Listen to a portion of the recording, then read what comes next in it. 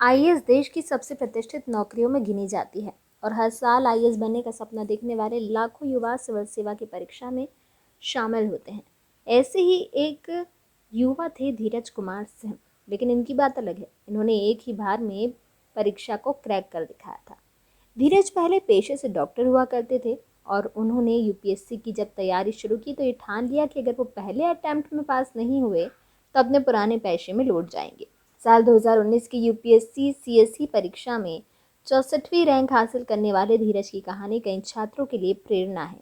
धीरज ने अपने सफर में कई कठिनाइयां देखी, लेकिन उन्होंने हार नहीं मानी और अंत में परीक्षा को एक बार में क्रैक कर लिया।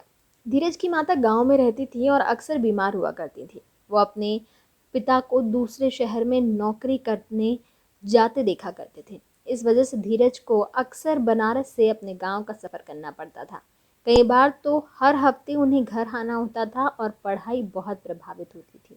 धीरज ने अधिकारियों से मिलकर उनके पिता का ट्रांसफ़र होम टाउन करवाने की गुजारिश की, लेकिन वहाँ के अधिकारियों ने उनकी कोई मदद नहीं की।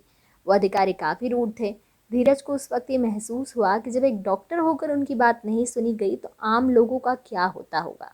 इसी को देखते हुए उन्होंने आईएएस बनकर लोगों की मदद करने की ठान ली।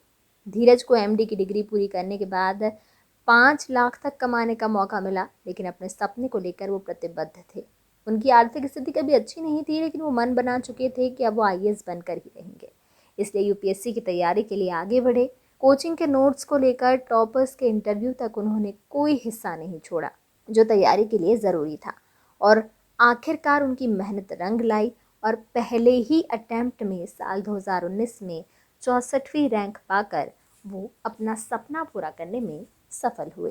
Subscribe our channel and press the bell icon for more updates.